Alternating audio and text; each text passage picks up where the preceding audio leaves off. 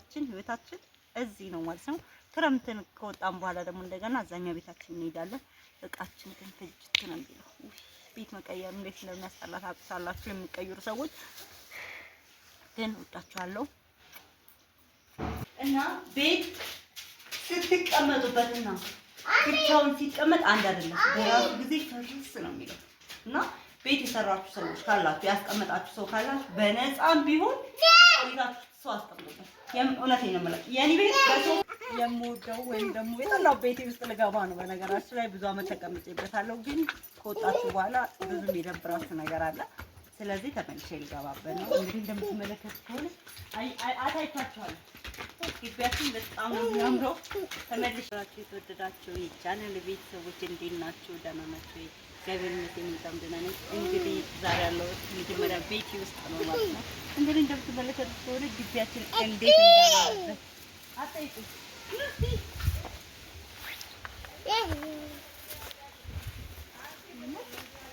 ያልወጣው የሌለው ነገር የለም። እንዴት እንዳማረበት ይሄን ተግቢ ትሽኮ ማን ከፈለጋችሁ እዚህ ጋር ጎመን ወጥቷል። ከፈለጋችሁ እዚህ ጋር እንቡጥ ይሄው ይላችሁ እንዴት እንዳማረበት ለካ ሰው ሲጠፋበት ግቢ ሁሉ ያምርበት።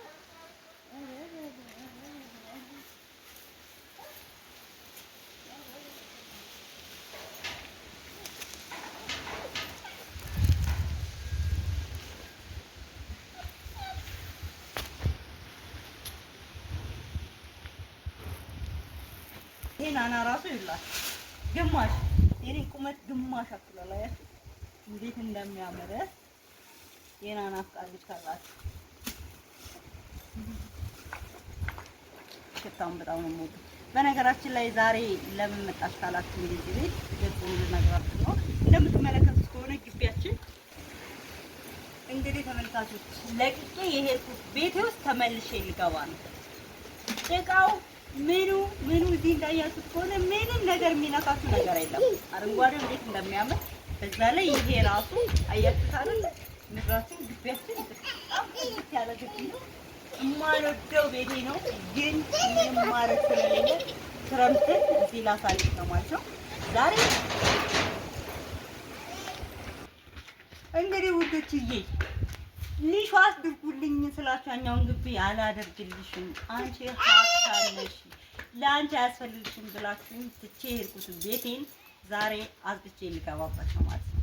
እንግዲህ ምክንያቱም መጪው ክረምት ነው 20 ምናምን ቀን አይቀረው። ከዛ በኋላ ዝናብ ደብልቅ ነው የሚለው። ከዛ መንገዳችን ጭቃ ብዙ ስለማይገፋ የምወደው ወይም ደግሞ የጠላው ቤቴ ውስጥ ልገባ ነው። በነገራችሁ ላይ ብዙ አመት ተቀምጬበታለሁ። ግን ከወጣችሁ በኋላ ብዙ የሚደብራችሁ ነገር አለ። ስለዚህ ተመልሼ ልገባበት ነው። እንግዲህ እንደምትመለከቱት ከሆነ አታይታችኋል። ግቢያችን በጣም ነው የሚያምረው። ተመልሼ ገጠር ገብቻለሁ ማለት ነው። ያኛው ቤት ትንሽ ሻሌል ነበር። ትንሽ ወደ ከተማ እየተጠጋ ነው።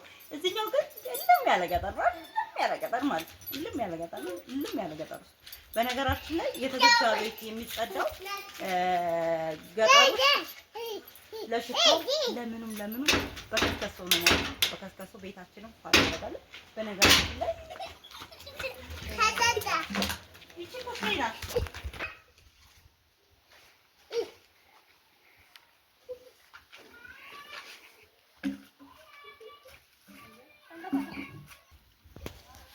መጀመሪያ የተዘጋ ቦታ ማንኛውም ቦታ ማየት አለባችሁ። እየዞራችሁ ማየት አለባችሁ። እሺ። ስለዚህ ወደ ቤት ከመግባቴ በፊት ሁሉንም ግቢዬን ምናምን አይቼ ነው የምገባው። ወይኔ ከቤት ነው የሚቆጥኛል እኮ ጤና አዳም ትቼ ነው የሄድኩት። አይገርማችሁ? ጎመን ማለት ነው። ጎመናችን በራሱ ጊዜ አብቅሎ በራሱ ጊዜ የሚበላው አቶ ምን ብሏል? ዘርዝሯል ይላችሁ እንደምትመለከቱት ከሆነ ከዛ ሰው የማይኖርበት ቤት ጫካ ሆኗል። ቤታችን እንዴት እንደሚያምር እዚሁ ደሩ እዚሁ ኖሮ ነው የሚለው። አሁን ግን ቤታችን እናጸዳለን። በነገራችን ላይ ቤት ትታችሁ ስትሄዱና ስኖሩ አንድ አይደለም። አንድ ያጋጠመኝ ነገር አለ። ቤት ሰርታችሁ ላስቀመጣችሁ ሰዎች በዚያው አጋጣሚ ይነግራችኋለሁ ማለት ነው። ነው እንግባ ወደ ቤትና ከዛ ስራ እንጀምር። የሆነ ነገር እቀንሳለሁ ብዬ እኮ ይሄን ነበር አውልቄ ወስጄዋለሁ። አሁን ግን ይገባበል ተመልሶ መምጣት አለበት። ምን ይጠቀማል? አንድ ቆርቆሮ ማን እሺ ገብቷል እኮ እንግዲህ እቺ ኩሽና የነበረች በነገራችን ላይ አቤት እንዴት ነው ደህና ነው? ምንም እንትን የሚለው ነገር የለም። ግን ሲሚንቶ የተደረገበት ተላልፏል።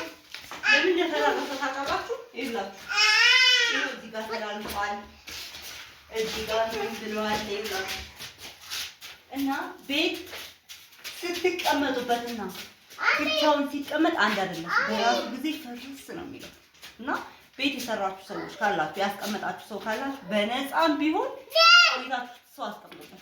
እውነቴን ነው የምለው። የኔ ቤት በሶስት ወር በጣም ልዩነት አለው። መሰራት የሚያስፈልገው ነገር አለ፣ የለቀቀ ነገር አለ፣ የተሰነጣጠቀ ነገር አለ። ይሄ ምንድነው ኖረንበት ከተነው ስንወጣ በራሱ ጊዜ ተሰነጣጠቀ። ስለዚህ ሰው ሲኖርበት ቤቱ ይጠነክራል ይላሉ እና አሁን በከስከሱ እናጸዳለን። የተዘጋ ቤት እንግዲህ የገጠር ቤት የሚጠረገው በከስከሱ ነው። ቤታችንን እናጸዳለን። ነገ ተነገ ወዲያ ዕቃችንን እናስብና ከዚህ በኋላ መኖሪያችን እዚህ ነው ማለት ነው። እንግዲህ እንደምናምን ስለማያጣው መጀመሪያ ከግድግዳችን ጀምርና ቀለም እናስቀባለን።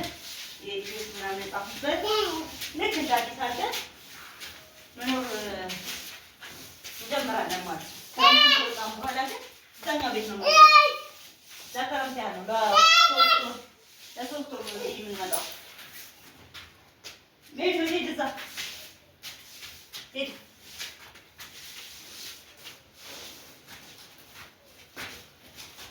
የሸረሪት ደስ እናንተ የሸረሪት ቤት ቦማል ሸረሪቱን ትንሽ ማለት ነው። ምክንያቱም ቀለም ለመቀባትም ይመቸናል። ይፈታል ማለት ነው።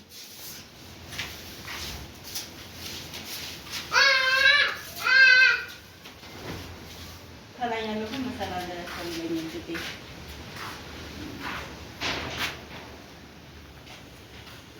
በጣም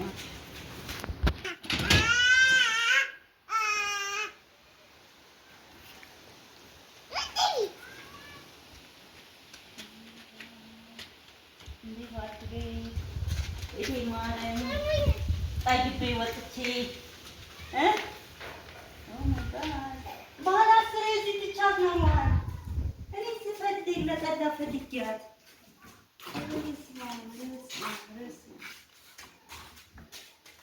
ቤታችን ወይ እንደጥል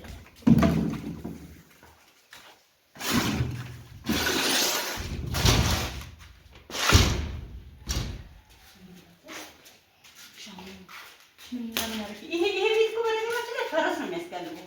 ፈረስ አልኳችሁ በጣም ትልቅ እኮ ነው። ያችኛው እኮ ጠባብ ነው።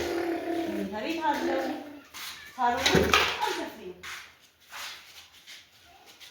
ወይኔ መኝታ ቤቱ ምንም ብቻ ነው።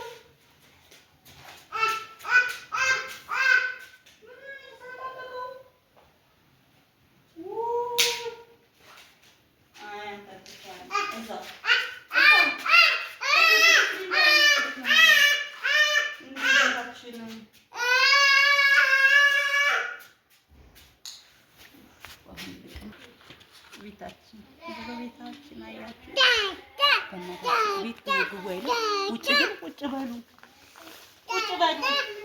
አየህ ተቀበሉ ነው የሚለው።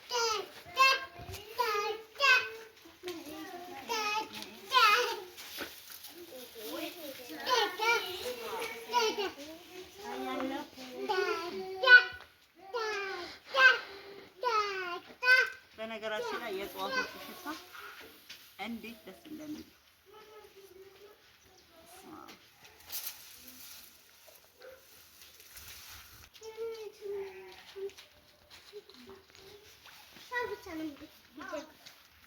ነው ብታውቁት። ሽምብራ እሸት የእውነት ላሳያችሁ። ሽምብራ እሸት ሁሉ አለው ቤታችን። እዩ 3 4 5 እንዴ አተሩ ሲደርስ ደግሞ እንበላለን። ሰው እንግዲህ ግቢያችን ይሄን ይመስላል። ከዚህ በኋላ ኑሯችን ህይወታችን እዚህ ነው ማለት ነው። ክረምትን ከወጣን በኋላ ደግሞ እንደገና አዛኛው ቤታችን እንሄዳለን። እቃችን ግን ፍጅት ነው የሚለው። ቤት መቀየር እንዴት እንደሚያስጠላ ታውቃላችሁ የሚቀይሩ ሰዎች። ግን ወዳችኋለሁ።